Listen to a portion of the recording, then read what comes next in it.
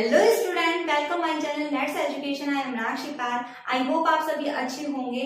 Student, आज की जो क्लास है वो है आपकी 26 जुलाई सन 2022 करंट अफेयर्स की। 26 जुलाई के जितने भी इंपॉर्टेंट क्वेश्चन आज हम इस क्लास में डिस्कस करने वाले हैं। ये क्लास आपके सभी एग्जाम के लिए बहुत ही ज्यादा बेनिफिशियल है, चाहे वो आपका कोई सा भी एग्जाम हो, यूपीएससी पैट का एग्जाम हो, लेखपाल का हो, सुपर टेट का हो, सभी के लिए क्लास आपकी बहुत ही ज्यादा बेनिफिशियल है। तो स्टूडेंट, आज की क्लास शुरू करने से पहले मेरी आपसे यही रिक्वेस्ट रहेगी कि अगर आपको ये क्लास पसंद आती है तो ज्यादा से ज्यादा लाइक कीजिए, शेयर कीजिए, चैनल को सब्सक्राइब कीजिए। तो आज की क्लास स्टार्ट करते हैं। तो आज की क्लास का फर्स्ट क्वेश्चन है कि आयकर दिवस कब मनाया जाता है। क्या है? आयकर दिवस कब मनाया जाता है? तो कब मनाया जाता है? 24 जुलाई को मनाया जाता है। ठीक है, 24 जुलाई को तो मनाया जाता है। बात कर लेते हैं आयकर दिवस का उद्देश्य क्या है, कि इसे मनाया क्यों जाता है। तो आयकर दिवस जो मनाया जाता है वो इसलिए मनाया जाता है जो लोगों के द्वारा क्या ऋण को भुगतान करने के लिए उनको क्या अवेयर किया जाता है और लोगों को उनके नागरिक कर्तव्य के बारे में बताया जाता है। यानी कि जो नागरिक कर्तव्य है उनका भुगतान करने का, आयकर का, उसको स्थापित किया जाता है। ठीक है, अब मैंने ये तो बताया कि इसका उद्देश्य क्या। बात करें इसकी शुरुआत कब से हुई, तो इसकी शुरुआत हुई थी 1860 में। एक शुल्क पर क्या था, सबसे पहली बार कर लगाया गया था। क्या गया था? पहली बार एक शुल्क पर कर लगाया गया था, यानी कि टैक्स लगाया गया था। तभी से 1860 से ही इसको क्या है मनाया जाने लगा है। कब से मनाया जाने लगा? 1860 में 24 जुलाई को इसको मनाया जाता है आयकर दिवस को। ठीक है, अब बात कर लेते हैं नेक्स्ट क्वेश्चन की। तो नेक्स्ट क्वेश्चन है कि विश्व एथलेटिक चैंपियनशिप में भारत ने कौन सा मेडल जीता है। जो विश्व एथलेटिक चैंपियनशिप हुई है, कहाँ पर हुई है? अमेरिका की यूक्रेन में हुई है। उसमें भारत ने कौन सा मेडल जीता है? तो बात कर लेते हैं नीरज चोपड़ा, जो टोक्यो ओलंपिक विजेता है स्वर्ण मेडल की। उन्होंने रजत मेडल जीता है। किसमें जीता है? एथलेटिक चैंपियनशिप में। ठीक है, 88.13 मीटर से भाला फेंक के द्वारा इन्होंने किया है, इस मेडल को अपने नाम कर लिया है और इतिहास में एक अपना नाम भी रच दिया है। ठीक है, कितना? 88.13 मीटर के भाला फेंक के द्वारा इन्होंने कौन सा जीता है? रजत मेडल जीता है, सॉरी, नीरज चोपड़ा ने। ठीक है, अब बात कर लेते हैं कि इन्होंने तो रजत मेडल जीता है, तो स्वर्ण मेडल किसने जीता है? तो स्वर्ण मेडल जीता है एंडरसन पीटर्स ने। किसने? एंडरसन पीटर्स ने जीता है स्वर्ण मेडल 90.54 मीटर की थ्रो के साथ में। क्या है? 90.54 मीटर थ्रो के साथ में जीता है। अब इन्होंने कौन सा जीता है? स्वर्ण जीता है। अब बात कर लेते हैं कांस्य मेडल किसने जीता है। तो कांस्य मेडल जीता है याकूब बार्टलेज ने। क्या?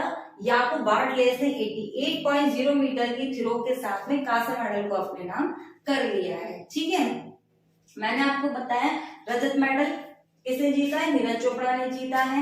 एंडरसन पीटरसन ने क्या जीता है? स्वर्ण मेडल जीता है। और याकूब बार्टलेज ने जीता है कांस्य मेडल जीता है। ठीक है, उसी के साथ साथ मैं आपको बता दूं जो रोहित यादव है हमारे यहाँ के भारत के, वो उन्होंने 78.72 मीटर के साथ में 10वें स्थान पर रहे हैं। वो भी भाला फेंक में ही थे। और कल के मैंने आपको क्वेश्चन में बताया था ये कौन कौन, रोहित यादव, नीरज चोपड़ा और एल्डोस पॉल जो थे वो क्या थे, क्वालिफायर में पास हो गए थे, यानी कि अपनी फाइनल में उन्होंने जगह बना ली थी। ठीक है, अब बात कर लेते हैं नेक्स्ट क्वेश्चन की। तो नेक्स्ट क्वेश्चन है कि किस देश ने अपने अंतरिक्ष स्टेशन के लिए लैब मॉड्यूल लॉन्च किया है। क्या है? किस देश ने अपने अंतरिक्ष स्टेशन के लिए लैब मॉड्यूल लॉन्च किया है? तो किसने किया है? चीन ने किया है। चीन ने किया है अपने तियांगोंग स्टेशन के लिए क्या किया है? मॉड्यूल को, लैब मॉड्यूल को लॉन्च किया है।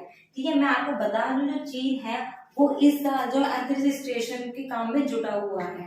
और मैंने आपको कुछ दिन पहले ये भी बताया था कि चीन ने क्या किया है, इसमें क्या किया है कि चांद पर भी पानी को खोज लिया है। ठीक है, और जो चाइना है उसने अपने एक मैग्नेट मिसाइल का भी लॉन्च किया था अंतरिक्ष में। ठीक है, अब बात कर लेते हैं किसकी। जब चीन की बात आ गई है तो चीन के कैपिटल क्या है? बीजिंग है। यहाँ की करेंसी क्या है? रेन मिनमिन है। और यहाँ के राष्ट्रपति कौन है? शी जिनपिंग है। कौन है? शी जिनपिंग है।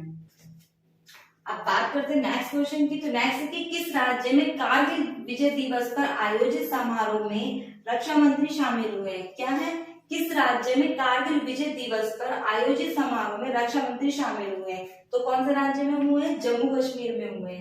जम्मू कश्मीर में कौन हुए हैं? हमारे जो रक्षा मंत्री हैं राजनाथ सिंह जी, वो कौन हुए? शामिल हुए और वहां पर उन्होंने ध्वजारोहण भी किया है। अभी कारगिल दिवस क्या है? तो कारगिल दिवस जो हुआ तो वो 1999 में पाकिस्तान और भारत की लड़ाई के समय की बात है।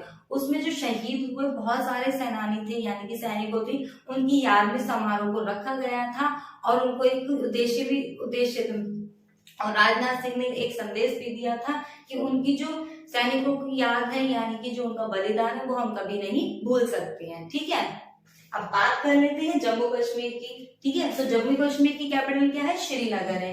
यहाँ के लेफ्टिनेंट गवर्नर कौन है, यानी कि यहाँ की उपराज्यपाल कौन है? मनोज सिन्हा है। अब बात कर लेते हैं इसकी कुछ इंपॉर्टेंट जो राष्ट्रीय उद्यान है। तो जम्मू कश्मीर का सबसे पहला राष्ट्रीय उद्यान है सलीम अली नेशनल पार्क या सलीम अली राष्ट्रीय उद्यान, किश्तवाड़ राष्ट्रीय उद्यान और डजीराम राष्ट्रीय उद्यान। ये बहुत ही ज्यादा इंपॉर्टेंट है। अब बात कर लेते हैं नेक्स्ट क्वेश्चन की। तो नेक्स्ट क्वेश्चन है कि विश्व एथलेटिक चैंपियनशिप में भारत के त्रिकूद में कौन से खिलाड़ी 9वें स्थान पर रहे? क्या है? विश्व एथलेटिक चैंपियनशिप जो मैंने अभी आपको बताया, उसी में विश्व एथलेटिक चैंपियनशिप में भारतीय त्रिकूद यानी कि जो त्रिजंप होती है, उसमें कौन से खिलाड़ी 9वें स्थान पर रहे हैं? तो एल्डोस पॉल रहे हैं। कौन रहे हैं? एल्डोस पॉल रहे हैं। 16.79 मीटर से 16.79 मीटर की थ्रो के हिसाब से ये रहे हैं। कौन? एल्डोस पॉल रहे हैं। कल मैंने आपको बताया था एल्डोस पॉल, रोहित यादव और नीरज चोपड़ा को क्या किया था? फाइनल में स्थान मिल गया था। ठीक है, अब बात करते हैं नेक्स्ट क्वेश्चन की। नेक्स्ट क्वेश्चन है कि फ्रेंच ग्रां प्री रेस किसने जीती है? क्या? फ्रेंच ग्रां प्री रेस किसने जीती है? तो किसने जीती है? रेड बुल के मैक्स वर्स्टेपन ने जीती है। रेड बुल के मैक्स वर्स्टेपन पहले स्थान पे रहे हैं। अब बात कर लेते हैं दूसरे स्थान पर। तो दूसरे स्थान पर है मर्सिडीज के हैमिल्टन। कौन है? मर्सिडीज के हैमिल्टन रहे हैं। अब मैं आपको बता देती हूँ, जो मैक्स वर्स्टेपन है, इन्होंने अभी तो फ्रेंच ग्रां प्री रेस जीती है, इससे पहले इन्होंने अजरबैजान ग्रां प्री रेस जीती थी और उसके बाद में फ्रांस ग्रां प्री रेस जीती थी। और कौन सी जीत ली है? फ्रेंच ग्रां प्री रेस जीत ली है। ठीक है, और ये कौन है? Max Verstappen. मैक्स वर्स्टेपन आपके डच मोटर स्पोर्ट्स के ड्राइवर हैं। कौन है? डच मोटर स्पोर्ट्स के ड्राइवर हैं। अब बात करते हैं नेक्स्ट क्वेश्चन की। तो नेक्स्ट है कि किस देश के क्रिकेट बोर्ड के निर्देशकों ने संस्थागत नस्लवाद के आरोपों के बाद सामूहिक त्याग पत्र दे दिया है? क्या है? किस देश के क्रिकेट बोर्ड के निर्देशकों ने संस्थागत नस्लवाद के आरोपों के बाद सामूहिक त्याग पत्र दे दिया है? तो स्कॉटलैंड के क्रिकेट बोर्ड के निर्देशकों ने संस्थागत नस्लवाद में क्या है? सामूहिक वो दे दिया है, त्याग पत्र दे दिया है। एक स्वतंत्र रिपोर्ट आने से पहले ही इन्होंने क्या करा? एक सामूहिक त्याग पत्र को दे दिया है। ठीक है, अब बात कर लेते हैं स्कॉटलैंड की। तो स्कॉटलैंड क्या है? एक आपका यूनाइटेड किंगडम एक देश है, वहां है, और ये ब्रिटेन उत्तर का भाग है। क्या है? जो आपका ब्रिटेन है उसका उत्तरी भाग है। और स्कॉटलैंड की कैपिटल क्या है? एडिनबर्ग है। क्या है? एडिनबर्ग है। नेक्स्ट क्वेश्चन की। तो नेक्स्ट है कि सूचना प्रौद्योगिकी कंपनी इंफोसिस के अनुसार चालू वित्त वर्ष की पहली तिमाही कितने प्रतिशत रही है? क्या है क्वेश्चन? कि सूचना प्रौद्योगिकी कंपनी जो आईटी कंपनी है हमारी इंफोसिस के अनुसार चालू वित्त वर्ष की पहली तिमाही कितने प्रतिशत रही है? तो कितने प्रतिशत रही है? 3.2% रही है। कितनी रही है? 3.2% बढ़कर 5,360 रुपए हो गई है। और पहले कितनी थी? 5,195 रुपए थी। ठीक है, अब बात कर लेते हैं इंफोसिस की। तो ये इंफोसिस क्या है? आपकी एक आईटी कंपनी है। क्या है? ये देश की सबसे बड़ी दूसरे नंबर की आईटी कंपनी है, जो क्या बताती है? सूचना प्रौद्योगिकी के बारे में बताती है। अब बात कर लेते हैं इंफोसिस की। तो इसकी स्थापना कब हुई थी? तो इसकी स्थापना हुई थी 2 जुलाई 1981 को हुई थी। इसका हेडक्वार्टर पूना में है। और इसके जो एमडी और सीईओ वो कौन है? सलिल पारेख है। कौन है? सलिल पारेख है, जिनका कार्यकाल कब तक है? सन 2027 तक रखा गया है। ठीक है, अब बात करते हैं नेक्स्ट क्वेश्चन की। तो नेक्स्ट क्वेश्चन है कि सरकार ने कब तक सरकारी खरीद जेम पोर्टल चालू की बात की है? यानी कि जो सरकार ने एक कब तक सरकारी खरीद पर एक जेम पोर्टल चालू की है, उसको चालू करने की बात की है। जिससे क्या है? गवर्नमेंट के द्वारा ये एक इलेक्ट्रॉनिक मल्टीप्लेक्स होगा, जिसमें क्या होगी? आपकी ऑनलाइन आप शॉपिंग कर सकते हैं। तो उसको कब तक चालू करने की बात की है? तो अगले साल को 100% यानी कि नेक्स्ट ईयर सन 2023 में उसको वो चालू कर देंगे। और इस साल को कहा गया है 15 अगस्त तक 75% जो है इस खरीदारी को शुरू कर दिया जाएगा। ठीक है, क्या है? सरकारी खरीदारी का लक्ष्य किया जाएगा। इससे क्या होगा? इससे जो 47.99 यानी कि 47.99 लाख विक्रेता हैं, यानी कि सामान बेचने वाले हैं, उनको लाभ होगा। और क्या है कि मेड इन इंडिया के तहत सभी लोग क्या होंगे? विश्वास के तहत अपने कार्यों को कर पाएंगे। जो धोखाधड़ी ऑनलाइन शॉपिंग में होती है वो नहीं हो पाएगी। अगर हम गवर्नमेंट के थ्रू किसी चीजों को बाय कर रहे हैं तो वो क्या होगा, एक सेफ्टी के थ्रू रहेगा। तो जो बाहर की कंपनियां हैं दूसरे देशों की, जिसके द्वारा हम क्या करते हैं, लेन देन करते हैं ऑनलाइन का, उससे क्या होगा, धोखाधड़ी से बचा जा सकता है। तो इसी के लिए क्या करा है, सन 2016 में स्टार्ट कर दिया गया था किसी ने, जेम पोर्टल को, इलेक्ट्रॉनिक मल्टीप्लेक्स जो है आपका, वो सन 2016 में स्टार्ट कर दिया गया था। लेकिन अब इसको पूरी तरीके से क्या है, कोशिश करा जा रहा है कि सन 2022 तक इसको चालू कर दिया जाए। ठीक है, तो स्टूडेंट ये थे आज आपके 26 जुलाई के कुछ इंपॉर्टेंट क्वेश्चन जो हमने आज इस क्लास में डिस्कस किए हैं। आई होप आज की क्लास आपको पसंद आई होगी। तो ज्यादा से ज्यादा लाइक कीजिए, शेयर कीजिए, चैनल को सब्सक्राइब कीजिए।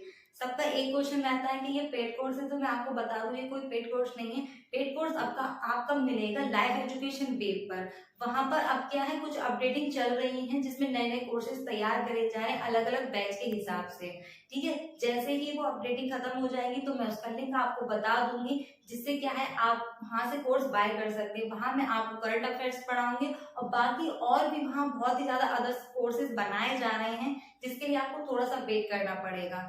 ठीक है, उसका लिंक मैं डिस्क्रिप्शन में डाल दूंगी, तब जाके आप वहां से कोर्स बाय कर सकते हो और अच्छे से पढ़ सकते हो। तो आज की क्लास के लिए थैंक यू सो मच।